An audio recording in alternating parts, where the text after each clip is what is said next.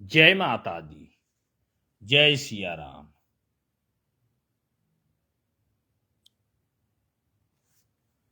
श्री सीतारामचंद्र भगवान की जय।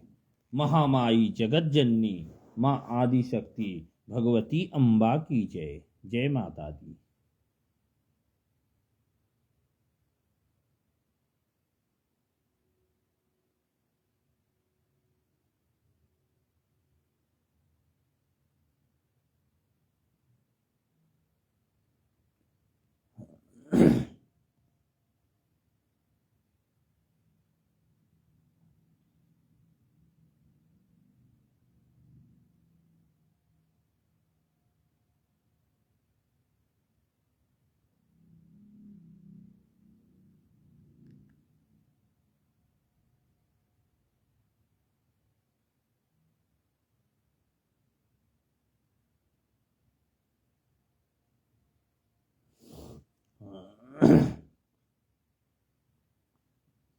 अम्बा तेरी है माया, मैया तेरा सहारा।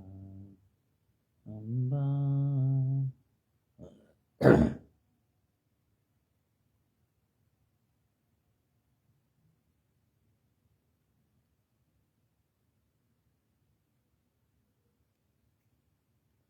मैया तेरा सहारा।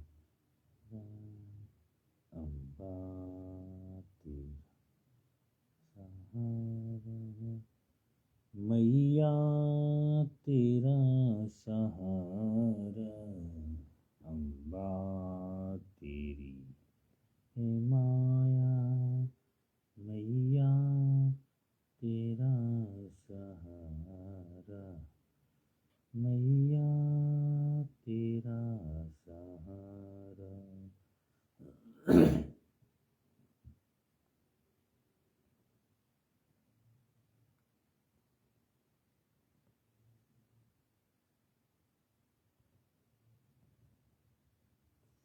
अम्बा तेरी है माया, मैया तेरा सहारा।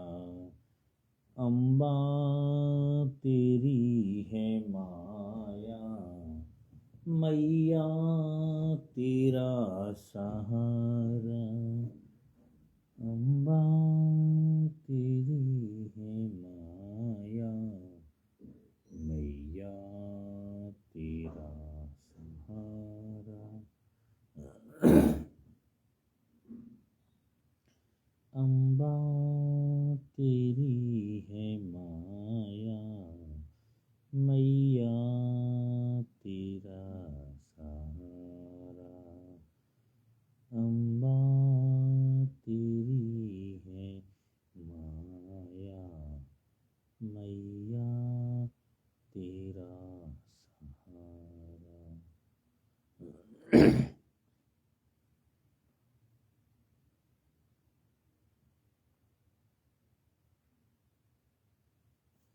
अम्बा तेरी है माया, मैया तेरा सहारा। अम्बा तेरी है माया।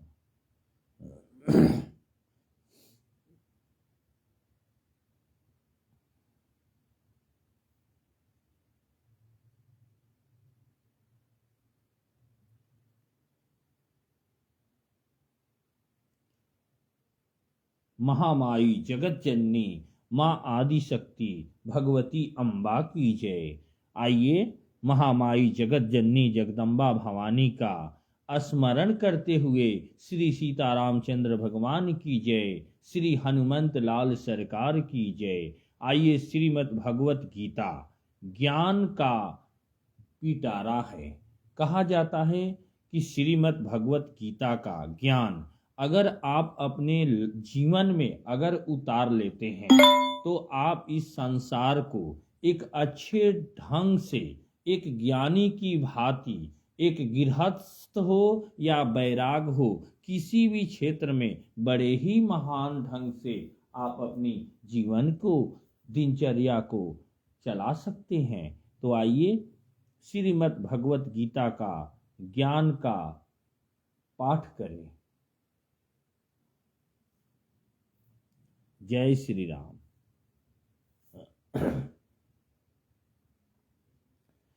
सत्संग जड़ी के समान है, जिसे सूंघते रहने से आप संसार रूपी सर्प को मार देंगे। बड़े ही मार्मिक बात है, ध्यान से सुनिए। सत्संग जड़ी के समान है, जिसे सूंघते रहने से आप संसार रूपी सर्प को मार देंगे।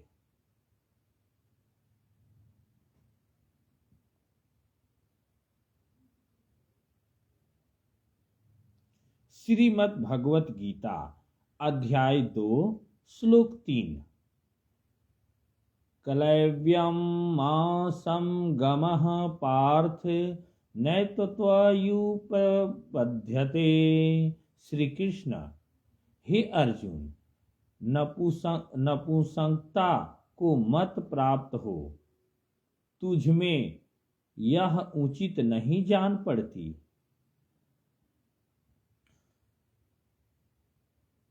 कार्पण्य दोषोपहत स्वभावः पृच्छामि त्वाम धर्मे सम्मूढचेतः। यच्छ्यहत्या सत्रानिष्टि ब्रूहि तन्मे शिष्यस्तेऽहं सधीमा त्वां प्रपन्नम्।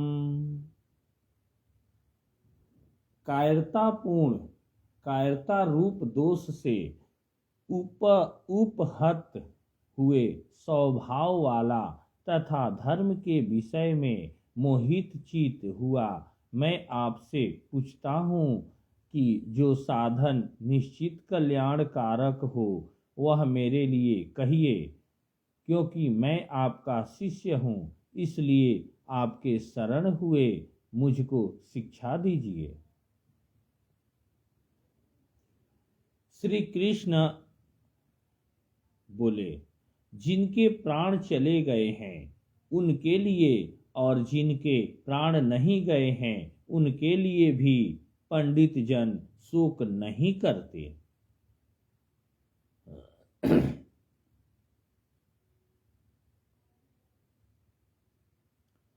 श्री कृष्ण कहते हैं, जो इस आत्मा को मारने वाला समझता है तथा जो इसको मरा मानता है, वे दोनों ही नहीं जानते, क्योंकि यह आत्मा वास्तव में न तो किसी को मारता है और न किसी के द्वारा मारा जाता है।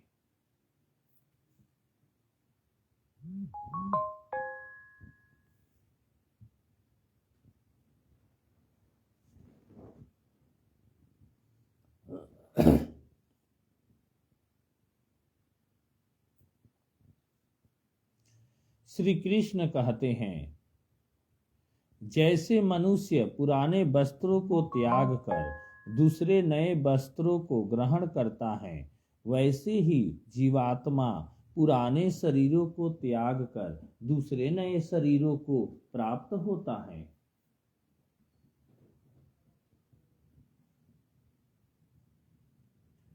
इस आत्मा को शास्त्र काट नहीं सकते, इसको आग जला नहीं सकती, इसको जल गला नहीं सकता और वायु सुखा नहीं सकती। गीता जी अध्याय 2 श्लोक 27। भगवान श्री कृष्ण कहते हैं, जन्मे हुए की मृत्यु निश्चित है और मरे हुए का जन्म निश्चित है। गीता अध्याय 2 श्लोक 38। भगवान श्री कृष्ण कहते हैं, जय पराजय, लाभ हानि और सुख दुख को समान समझकर उसके बाद युद्ध के लिए तैयार हो जा। इस प्रकार युद्ध करने से तू पाप को नहीं प्राप्त होगा। गीता अध्याय 2 श्लोक 47। श्री कृष्ण कहते हैं, तेरा कर्म करने में ही अधिकार है, उसके फलों में कभी नहीं। गीता अध्याय 2 श्लोक 48। श्री कृष्ण कहते हैं, हे धनंजय, तू आसक्ति को त्याग कर तथा सिद्धि और असिद्धि में समान बुद्धि वाला होकर योग में स्थित हुआ कर्तव्य कर्म कर, समस्त ही समतत्व ही योग कहलाता है। गीता अध्याय 2 श्लोक 50।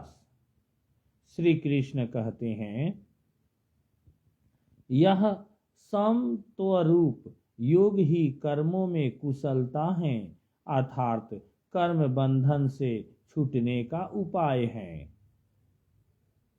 गीता अध्याय 2 श्लोक 69। संपूर्ण प्राणियों के लिए जो रात्रि के समान है, उस नित्य ज्ञान स्वरूप परमानंद की प्राप्ति में स्थिर प्रज्ञ योगी जागता है। गीता अध्याय 3 श्लोक 35।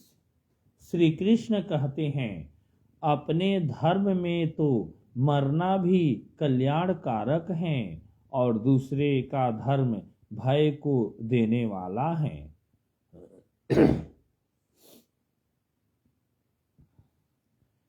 गीता अध्याय 4 श्लोक 7। गीता अध्याय 4 श्लोक 7। श्री कृष्ण कहते हैं, हे भारत, जब जब धर्म की हानि और अधर्म की वृद्धि होती है, तब तब ही मैं अपने रूप को रचता हूँ, अर्थात साकार रूप से लोगों के सम्मुख प्रकट होता हूँ। गीता अध्याय 4 श्लोक 8। श्री कृष्ण कहते हैं, साधु पुरुषों का उद्धार करने के लिए, पाप कर्म करने वालों का विनाश करने के लिए और धर्म की अच्छी तरह से स्थापना करने के लिए मैं युग युग में प्रकट हुआ करता हूँ। गीता अध्याय 4 श्लोक 17। गहना कर्मणो गति। श्री कृष्ण कहते हैं, कर्म की गति गहन है। गीता अध्याय 4 श्लोक 39। भगवान श्री कृष्ण कहते हैं, जितेंद्रिय, साधन परायण और श्रद्धावान मनुष्य ज्ञान को प्राप्त होता है तथा ज्ञान को प्राप्त होकर वह बिना विलंब के तत्काल ही भगवत प्राप्ति स्वरूप परम शांति को प्राप्त हो जाता है। गीता अध्याय 4 श्लोक 40। श्री कृष्ण कहते हैं, विवेकहीन और श्रद्धा रहित संशय युक्त मनुष्य परमार्थ से अवश्य भ्रष्ट हो जाता है। गीता अध्याय 6 श्लोक 17। श्री कृष्ण कहते हैं, दुखों का नाश करने वाला योग तो यथा योग्य आहार विहार करने वाले का, कर्मों में यथा योग्य चेष्टा करने वाले का और यथा योग्य सोने तथा जागने वाले का ही सिद्ध होता है।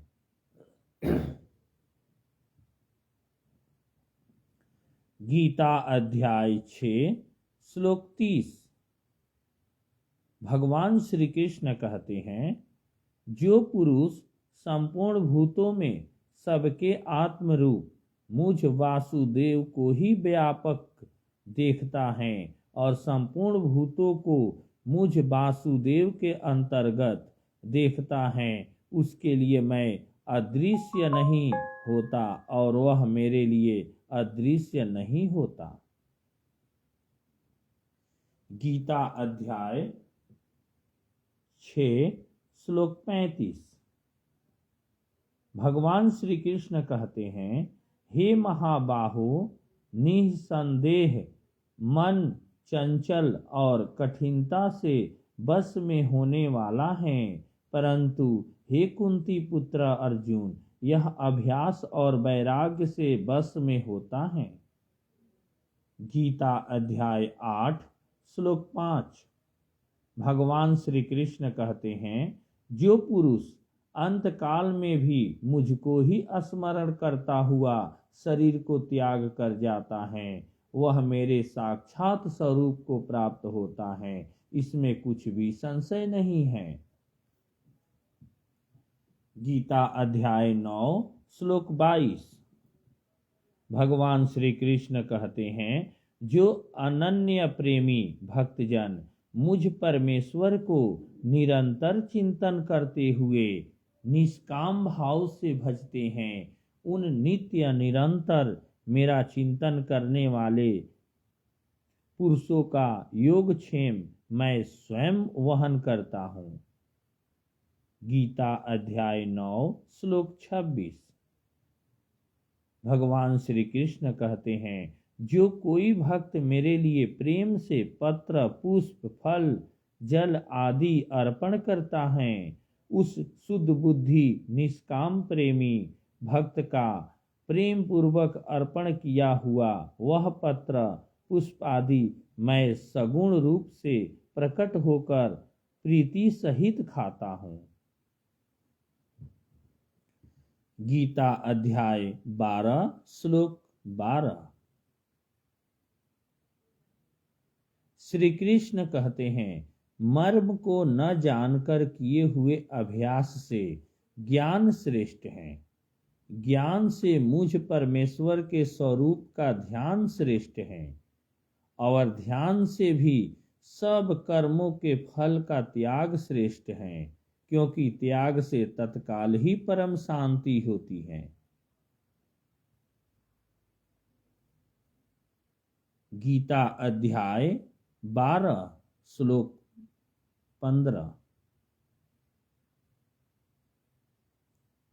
भगवान श्री कृष्ण कहते हैं, जिससे कोई भी जीव उद्वेग को प्राप्त नहीं होता, और जो स्वयं भी किसी जीव से उद्वेग को प्राप्त नहीं होता, तथा जो हर्ष अमर्ष भय और उद्वेग आदि से रहित हैं, वह भक्त मुझको प्रिय है। गीता अध्याय 12 श्लोक 16। श्री कृष्ण कहते हैं, जो पुरुष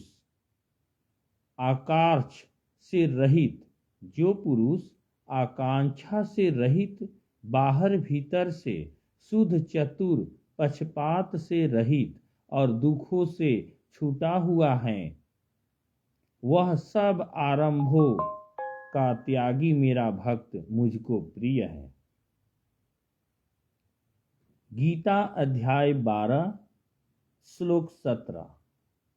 भगवान श्री कृष्ण कहते हैं, जो न कभी हर्षित होता है, न द्वेष करता है, न शोक करता है, न कामना करता है, तथा जो शुभ और अशुभ संपूर्ण कर्मों का त्यागी है, वह भक्ति युक्त पुरुष मुझको प्रिय है। गीता अध्याय 12 श्लोक 18 और 19 को देखेंगे।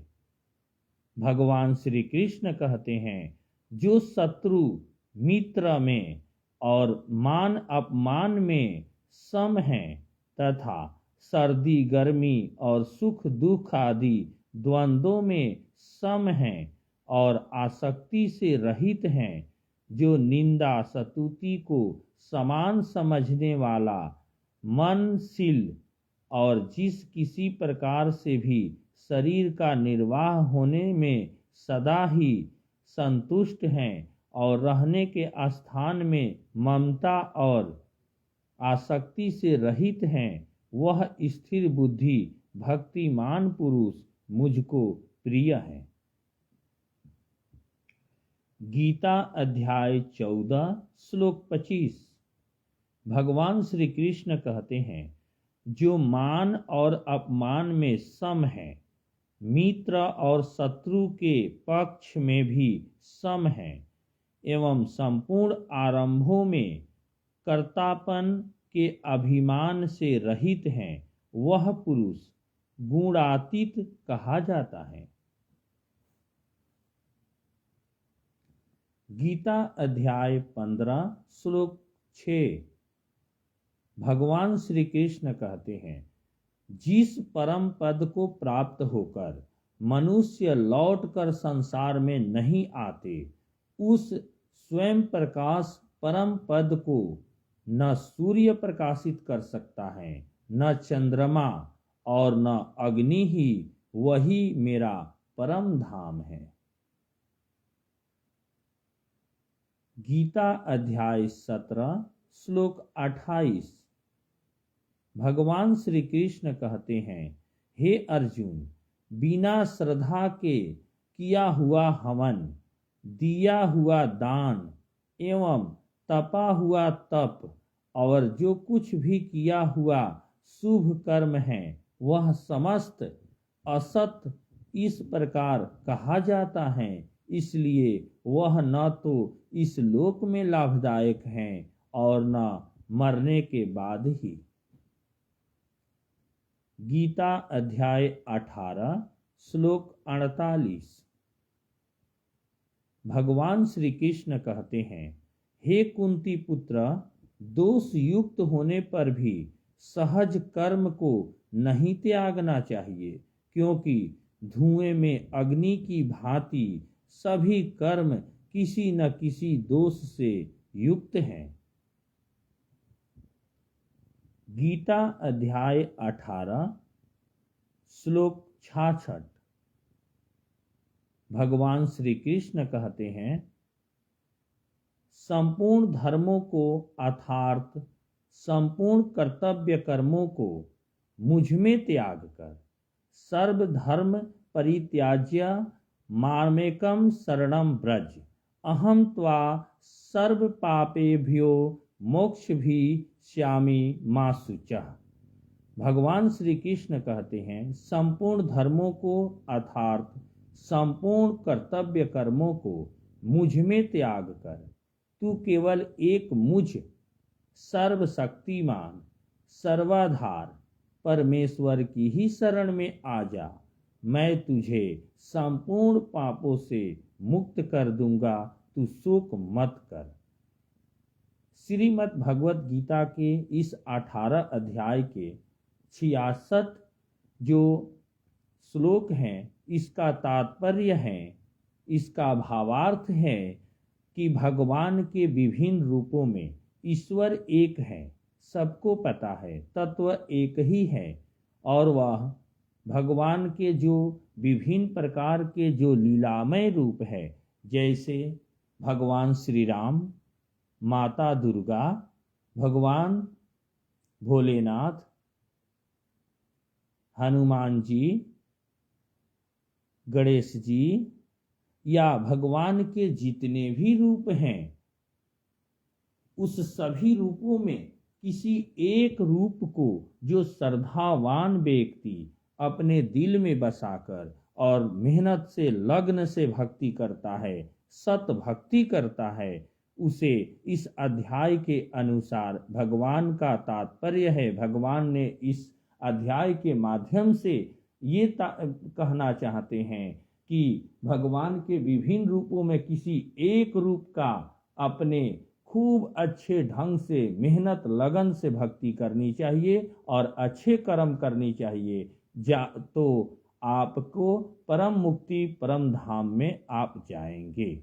और जितने भी भगवान के विभिन्न रूप हैं, उस सब को यथाउचित आदर देनी चाहिए। जिस प्रकार एक पतिव्रता नारी अपने पति से विशेष प्यार करती है, प्रेम रखती है, लेकिन अपने जेठ जेठानी, ननद, नंदोई, सास, ससुर, देवर, देवरानी सबको यथा उचित आदर देती हैं, तो इस प्रकार की जो बहुएं औरतें होती हैं, उसको पतिव्रता नारी कहते हैं। उसी प्रकार किसी भगवान के एक रूप को अपने अंतः आत्मा में बसा लेनी चाहिए और सभी रूपों को यथा उचित आदर देनी चाहिए। ऐसे जो भक्त होते हैं वो परम धाम को प्राप्त होते हैं। गीता अध्याय 18 श्लोक 78।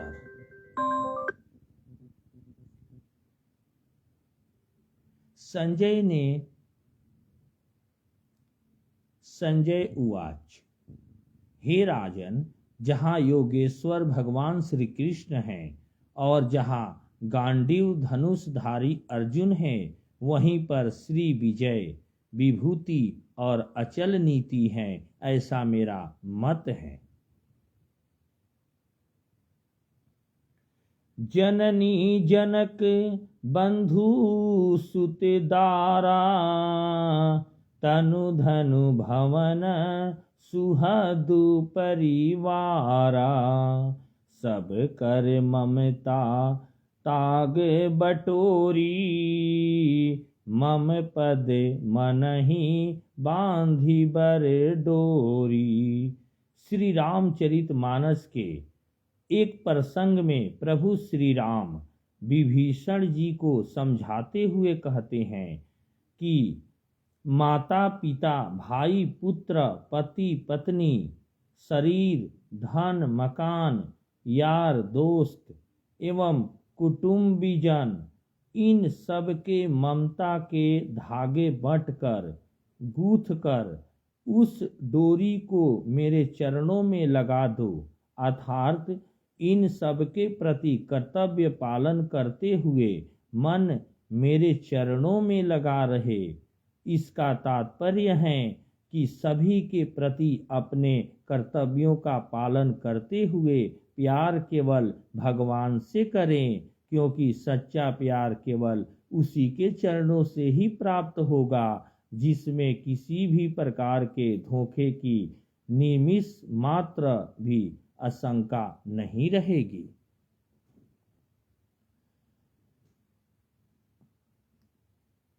रामाय रामभद्राय रामचंद्राय वेधसे, रघुनाथाय नाथाय सीतायाय पतये नमः।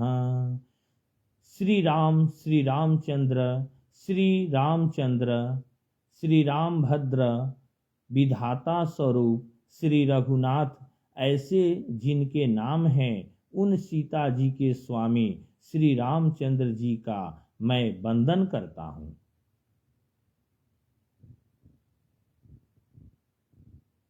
करि जपनु राम नाम नर पावे, जन्म जन्म के पाप नसावे। जो व्यक्ति राम का नाम जपता है उसके जन्म जन्मांतर के पाप मिट जाते हैं। नाम जप केवल पूजा नहीं, यह आत्मशुद्धि का सबसे सरल उपाय है।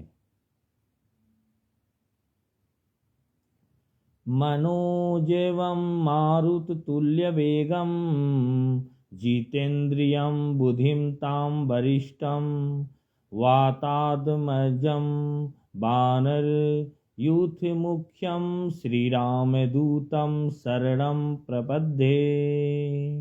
जिनकी गति मन के समान और वेग वायु के समान अत्यंत तेज हैं, जो परम जितेंद्रिय एवं बुद्धिमानों में श्रेष्ठ हैं, मैं उन पवन नंदन वानर सेना के प्रमुख श्री रामदूत हनुमान जी की भी शरण ग्रहण करता हूँ।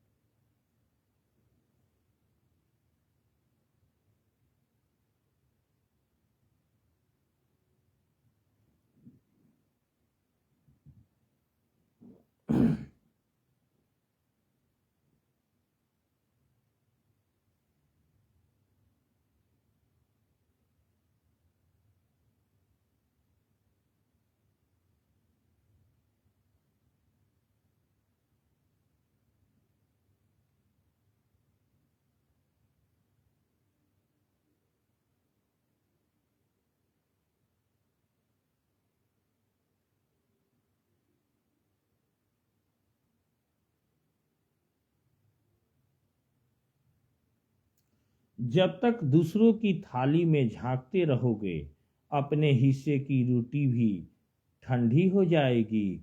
खुश रहना है तो जो पास है उसी के स्वाद ढूंढना सीखो, और उसी में मन की शांति भी है।